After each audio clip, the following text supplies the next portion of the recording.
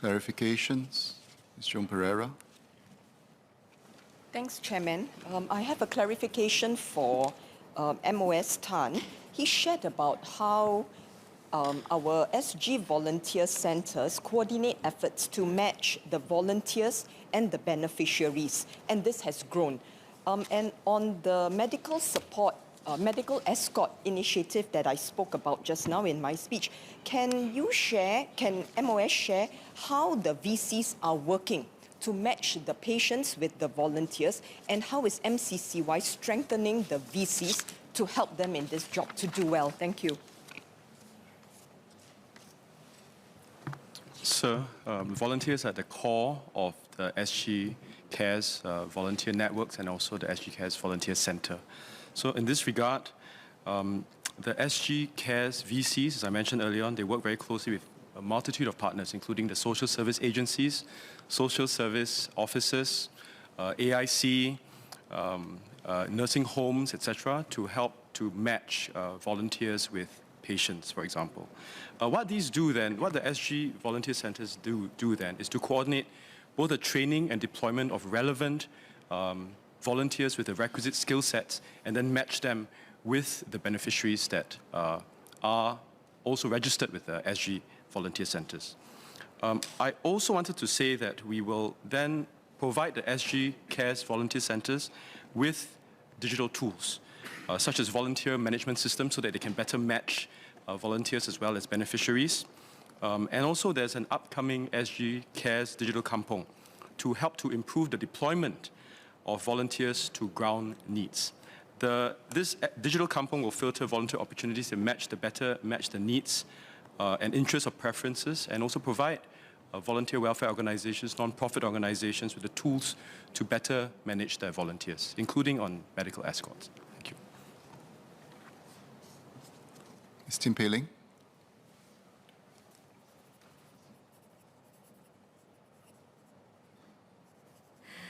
感谢部长刚才的回复。我想问，第一，艺术与文化能够承载我国的历史和共同价值观，也可以是一个跨越时代和语言的一个桥梁。所以我想问一下，政府与哪些社群有交流和合作，共同推进本地艺术文化发展，而又如何确保国人无论喜好或老少都能够接触艺术、欣赏艺术？第二个问题，另外。新科技如元宇宙，对于一些艺术工作者来说，可能是一个很新的概念。那请问政府该如何帮助他们掌握这些新技能，以掌握新机遇？那政府又如何帮助振兴本地多元的文化和艺术发展？让他们在这个能让这个行业里的工作者和整体的生态更有赋能的这个效果？谢谢。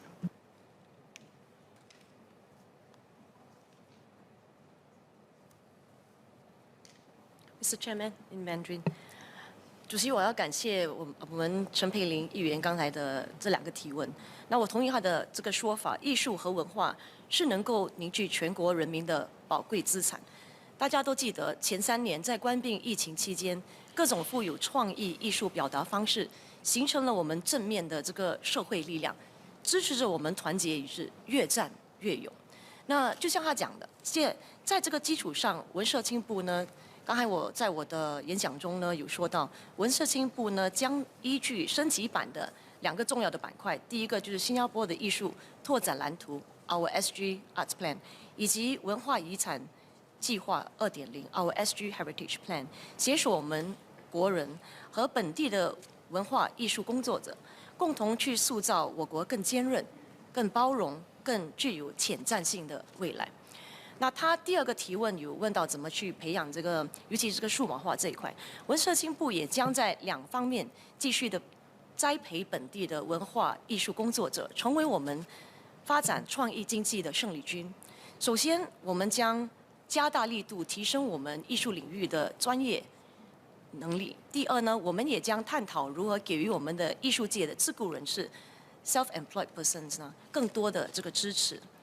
我同意陈佩玲议员刚才2次的这个精彩演讲，基本上我觉得他说的也是说，艺术源自于生活，所以我们文社青部呢希望艺术更贴近大家的生活，因此会和不同的机构合作，还有不同国人，为我们的艺术工作者提供艺术创作和呈现的空间，让艺术在生活空间缤纷展现。传统的延续、艺术的创新以及我国独特的文化的塑造，需要个人、需要社区以及政府的持续共同努力，缺一不可。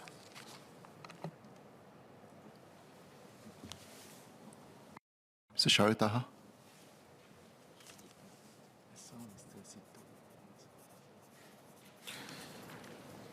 Thank you, Chairman. I'd like to thank Minister Edwin Tong for clarifying that players from the SFA sports schools, Active SG, FA and private clubs will be scouted and channeled to the National Development Centre. And this will be the national framework to choose the best players for the National Development Centre.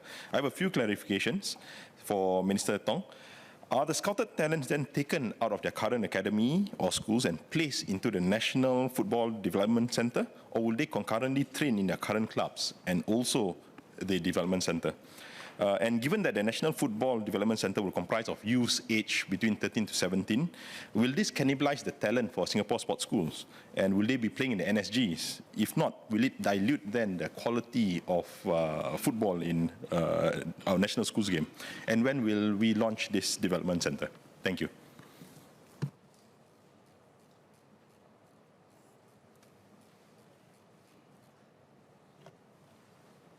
Thank you, Mr. Taha. We intend to have a broad number of pipelines, all feeding into the National Development Centre.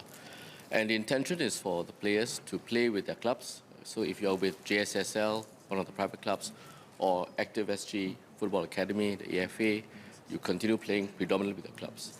But on occasion, we bring the squads together. I mentioned that earlier, so that they can get to know one another, the playing styles, how they work as a team, be further developed and enhanced, play competitive matches during the international FIFA window seasons so that they can have the ability to experience competitive matches as a cohort. And over time, this will become our national age group international teams, so under 13, under 15, and so on. So to answer Mr. Ta's question, they remain with the clubs where there will be a primary training, or they remain with the SFA at which they compete on a regular basis. And I mentioned earlier also in my speech that we intend to set up the junior leagues, perhaps in the coming year or two, so that on a regular basis, the clubs will have an active, regular competition at a high level so that they can play at that level week in, week out, and then on occasion come together with the NDC. In terms of the cannibalization, the intention is ultimately, as I said, to have multiple pathways. So you can stay with the clubs, you can stay with the academies, but you have to converge. And the best chance of succeeding to build a strong pipeline for the national team is to have this convergence. Because we are too small as a country and too small as a pool to have different disparate pipelines and pools which don't converge. So the structure and the framework that we have in mind is one where all these clubs and academies and all, it's not just if you play in the SFA that you'll be recognized. If you're in a private club, you could also be scouted and picked up and put into the NDC. But the idea is to have a full convergence of this into one structure, one framework, one cohesive path. And for that team to come together on a regular basis to play. And I also mentioned just now in my speech that this is not something that will be static. If you make it in one season or 1 year, it doesn't mean you make it in the subsequent years. You've got to continually earn your place. There has to be competitive tension so that you can come in, you can be dropped out from year to year. Thank you. Sito Ipin.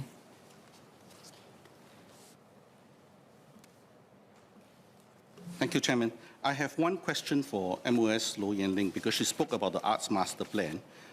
Can MOS share how our SG Arts Plan for 2023 to 27 differs from the previous one? Thank you.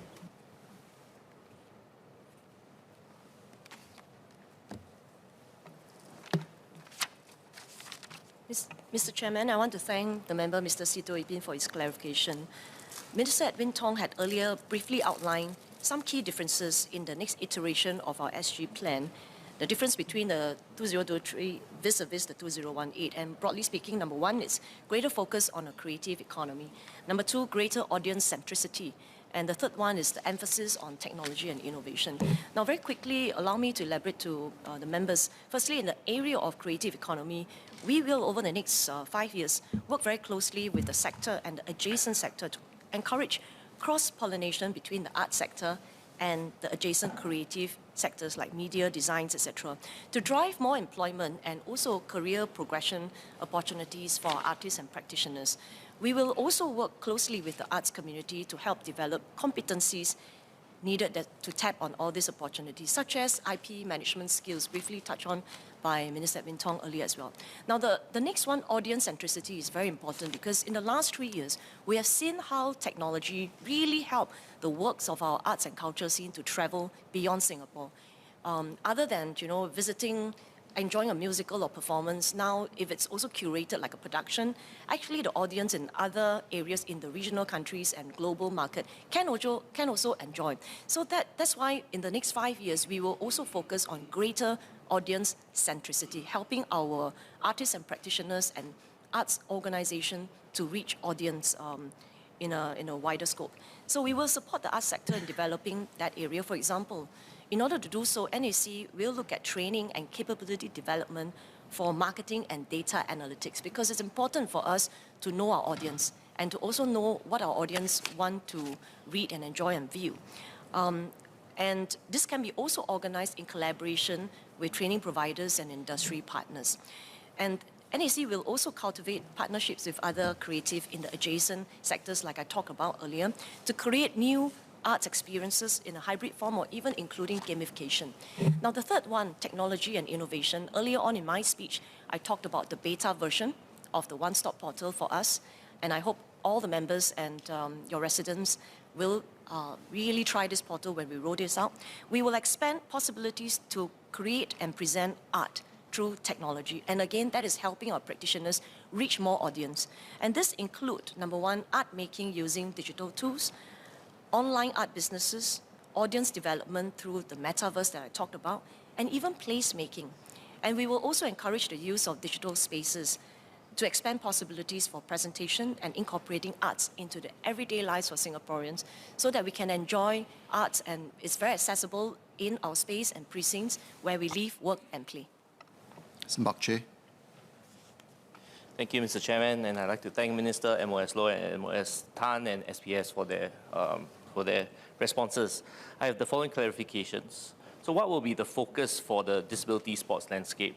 Second clarification, with the upgrading of TP Toa Payoh Sports Development in Queenstown, are we able to capture some of the heritage that are part of these precincts in the upgrading of these facilities? Third is with respect to fitness and fitness professionals, the registration of fitness professionals. Are private gyms and enterprises also impacted? And with respect to this registration, how will Safe Sport be part of this? And the last point is on Unleash the Raw. It's great to see that some of the coaches will be going away to see some of the best practices, and maybe some of the other sports could also be part of this fact-finding or this going overseas. To find best practices, but also as we look outward, we should also look inward. Perhaps some of our best sports or NSAs that have been world beaters, like in table tennis, sailing, aquatics, could also lend this part to Unleash the Raw and help with share some of these best practices with soccer academies. Thank you.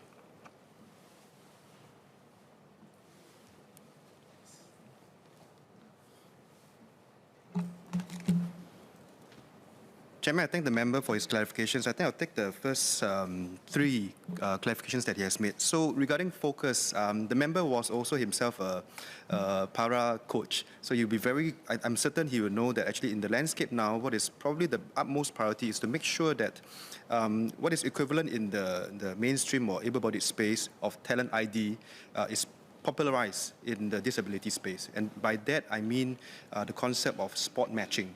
Because disability occurs on a very wide spectrum and across different disability types. So what you want the person with disability to realize is that there is a sport that suits me, not just in terms of my temperament and also my abilities, but one that suits my condition.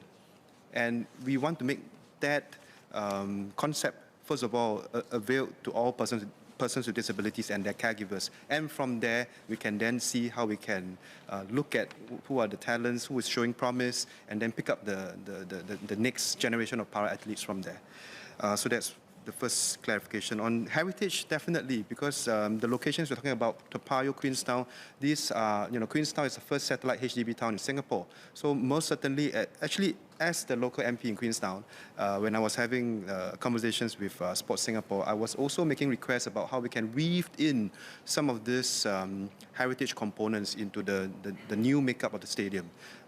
Things like, for instance, activities or events that were held in the 60s and 70s that were really high point events that really marked what Queenstown really was. So for instance, water polo, that was very much a part of Queenstown swimming complex in its much earlier days. So I think these will be considered for sure.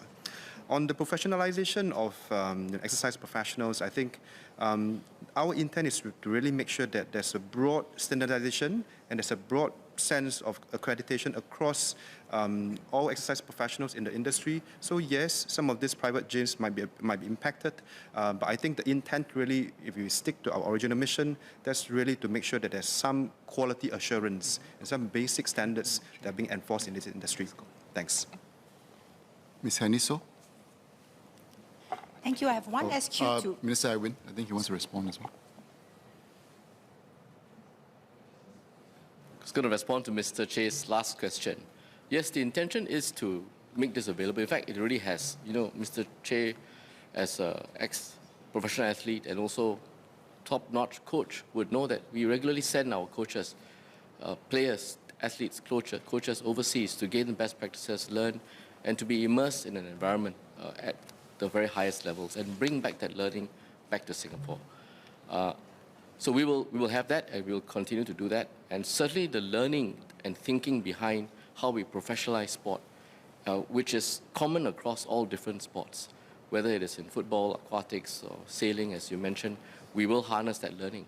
And that's why SSI is there, that's why Sport SG is there, to centralize that learning and to deploy it as far as possible to other sports, so that other sports can also gain from this know-how and the learning.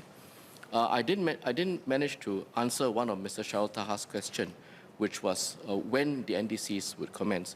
We intend to start the NDCs by this year, and the indicative date is July this year. So all the different strands and pieces that I spoke about earlier in my speech, the scholarship, sending players overseas on foreign scholarships, local scholarships, sports school, centralizing the training with the SFA, the coaching syllabus, pushing everyone through a centralized, cohesive pipeline, which is the NDC. All of these pieces will commence this year. Thank you. Heniso? Thank you, Minister, MOSs and SPS, through your sharing, very heartening to hear that there are many wonderful initiatives that are being rolled out, especially creating more opportunities for our little ones to embrace sports, arts and culture. This question is posed to MOS Tan. It's in relation to the OBS. So in our effort to promote SG Made for Families as a nationwide movement, I wonder if OBS can explore expanding its programs to also include family adventure camps to strengthen bondings amongst family members, reignite the quality family time together, especially between the youths, their parents and their younger siblings. Thank you. So the focus of OBS currently is on the MOE Outdoor Adventure Program, which is targeted at the 40,000 annual cohort of the Sec 3s. So we try to leave the parents out of it, even though I think many parents want to be there with their 15-year-olds. But I think the point is really to get them to be out there on their own, experience the outdoors challenges. But that said, there are also many other kinds of activities by private and other providers that are available. Last week, in wearing my MTI hat, I talked about Lazarus Island. Today, I talked about Pulau Ubin and then Coney Island. Lazarus Island, of course, we're going to do a light touch activation there as well. So there are many different activities for families to enjoy the great outdoors together and bond. Thank you. Daryl David.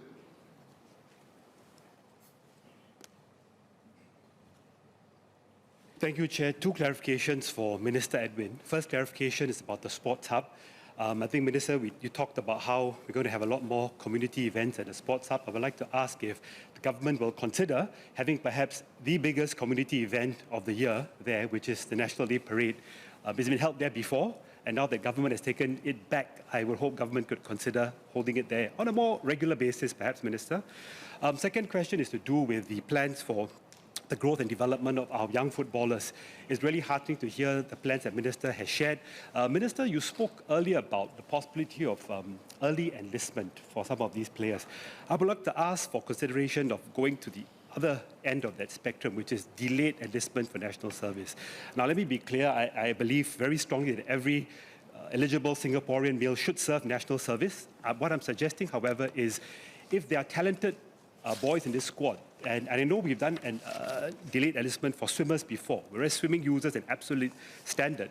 The question is, if we have boys who are good enough, if let's say, for example, Liverpool Youth would like to sign one of our players or two of our players as a chance to go on and play in the Premier League, would this be a consideration for us to allow them to pursue that path, that career, put Singapore on the map, as it were, but of course, never forgetting that they have to serve their national service liabilities eventually in the future. I believe South Korea does this for some of their players. They let them play first, then they always have to come back. So would Minister shed some light there, if that's an option for some of our talented boys to go out there and carve a name for themselves and for the country as well?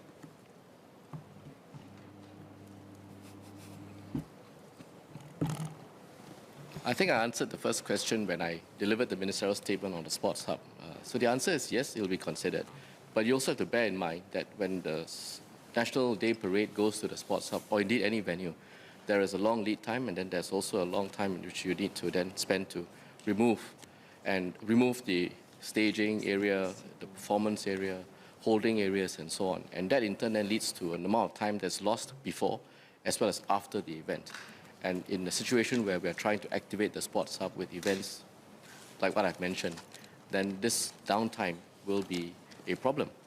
So bearing these questions in mind and also balancing the different needs, we will, of course, welcome the National Day Parade at the Sports Hub, but we need to think of how best to deploy that asset. On your second question, this is again not new. You can consider early enlistment. I think that's within our control and within most of the athletes' control. But in terms of deferring national service or going in later, then these are broader questions that need to also engage other considerations. The fact of the matter is that national service for everyone who's eligible and obliged to serve, that's a paramount obligation. And we have to ensure that we work within this framework to ensure that at the same time we look at the national service as a framework, but how do we navigate within that system? We have found actually in our own experience, and we have collected several data points, not just for footballers, but athletes as a whole, that typically an early enlistment, where available, is preferable to the athlete's development. If you enlist early, it's sometimes at the age of 17 and a half, close to 18, about 20 months, 21 months.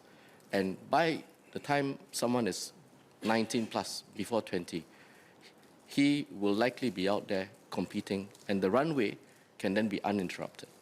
And we've had many athletes in table tennis. Loh Ken Yew was one example as well. He did it early, and then he put his energies into training, competing overseas, getting qualification for Olympics, which he was successful at doing.